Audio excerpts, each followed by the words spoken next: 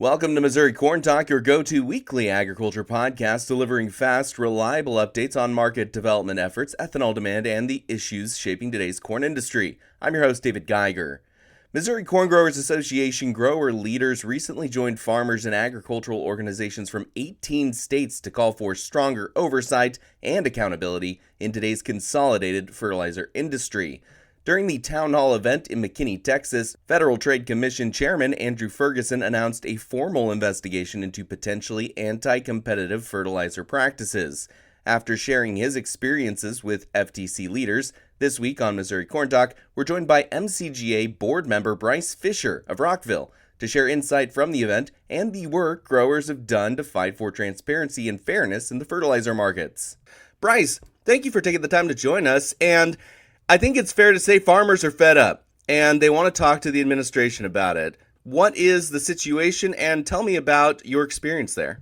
Morning, David. Thanks for having us on, and thanks for taking the time to interview us. Yeah, it's been a rough few years trying to secure and purchase fertilizer for our farm, and many others around the country are feeling the effects too. Fertilizer companies have returned $20 billion to their shareholders while farmers are struggling to make ends meet. Farmers are going broke. More bankruptcies have doubled in this period of time since they've had record profit returns to their shareholders over the last 5 years. We have these major farm organizations, 18 states, coming together to talk about this fertilizer issue, specifically with the Federal Trade Commission and the Trump administration.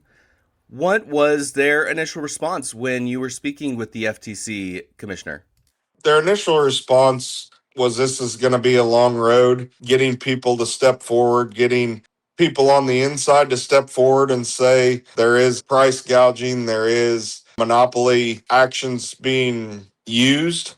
It was interesting being in the room down in Texas, listening to everybody's stories from North Dakota to Alabama, Georgia, and everybody had great insight on avenues for the FTC and the Trump administration to look into. They said this will be a long road to get progress done.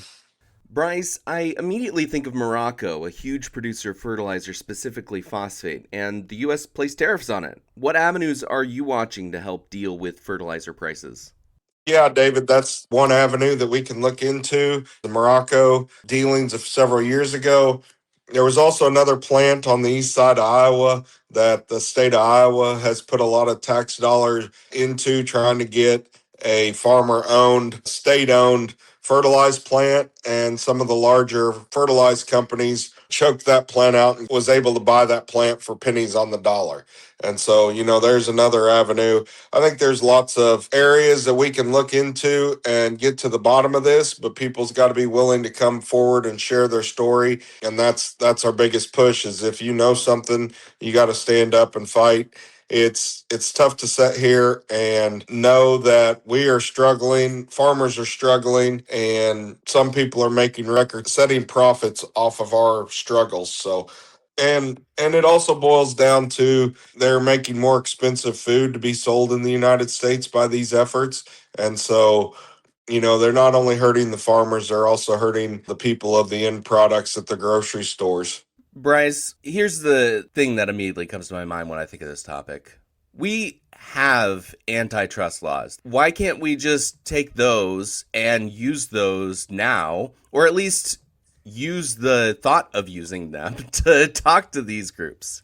I'm not a lawyer and can't even pretend to be a lawyer. That's kind of my main thought going into this is, with the FTC in our corner, they have a budget of around $400 million a year, and that's to cover all their cases, not just this fertilized. And it was kind of alluded to down at the meeting that FTC may spend $20 million on this effort, and these fertilizer companies are going to spend $1 billion to fight it. And I'm like, why, if there's nothing to hide, does the fertilizer companies have to spend $1 billion to get their story across or be legitimate? And in my mind, it ought to be more like a audit on your taxes. They ought to just say, hey, we're going to come in, we want to audit your books and see if there's any collusion or any fraudulent activities here. And it's not an open door transparency anymore. And it's sad in this country that it has to be done through the court of laws and not sit down and say, we're not colluding. There's nothing going on here. This is what it is. This is coming from overseas. This is coming from this, that, and whatever to get fertilized into this country. And if they were open and transparent, I think the farmers could live with that. But if they're going to spend $1 billion and hide behind a bunch of lawyers, I think it's something that definitely needs to be addressed. You already touched on this. Fertilizer companies have returned more than $20 billion to shareholders over the last 5 years. Meanwhile, farm income is falling.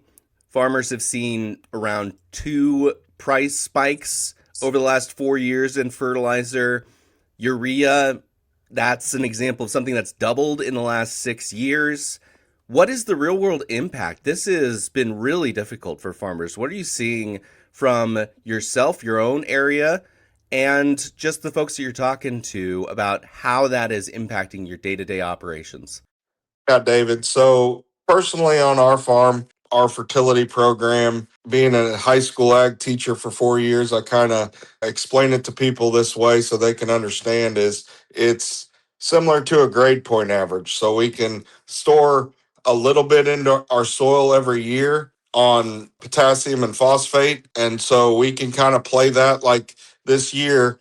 I didn't put on what I probably should have, knowing that I had reserves in the bank that I could still grow a successful crop, but we can't do that for every year, and so we're going to have to put that back. And hopefully we kind of play the game when it goes down that we can build our reserves up or do extra credit and get our grade point average back up. As far as nitrogen goes, that's a year to year deal. There's no reserve of nitrogen in the soil. Once it rains a lot, it's gone. This year in particular has been tough because we have had 25 to 27 inches of rain on our farm field since the first of the year, with 24 of that being since we've planted corn. And so I have a excellent looking corn crop in my future, and I need to be top dressing my corn, which we anticipated, but not this much. And so now I'm going to have to buy more nitrogen at a higher price than ever before to try to top dress my corn so I could have a successful year. And so it's instances like this that farmers can adapt a little bit on potassium and phosphates, but as far as nitrogen, that's an every year deal, and that is very critical to the food supply in the United States to be secure. Brice, last question is just, how do folks keep track of this? How do they get involved? How do they make sure their voices are being heard as the FTC continues this investigation? Please reach out to MissouriCorn. Please reach out to Missouri Soybean. If you know anything and want to get involved, reach out to your state organizations and let them know you have information. Watch for flyers, watch the newspapers. We're going to be putting articles in the newspaper. If we don't stand up now, the FTC said that we probably can't stand up for another 25 to 30 years because nobody will want to touch it. So now's the time. This is very important, and we need to be heard as farmers and as a nation so we can have our safe, secure food grown here in the United States and not brought in foreignly. Again, Brice Fischer with the Missouri Corn Growers Association. Thank you so much for your time. Thank you, David. MissouriCorn continues to advocate for increased competition, improved market transparency, and policies that strengthen domestic fertilizer production while protecting farmers from unfair pricing practices. And that's all we have for this week's Missouri Corn Talk. This podcast is made possible by the Missouri Corn Merchandising Council and the Missouri Corn Growers Association. To learn more about the work being done on behalf of Missouri corn farmers, visit mocorn.org. I'm David Geiger. Thanks for listening.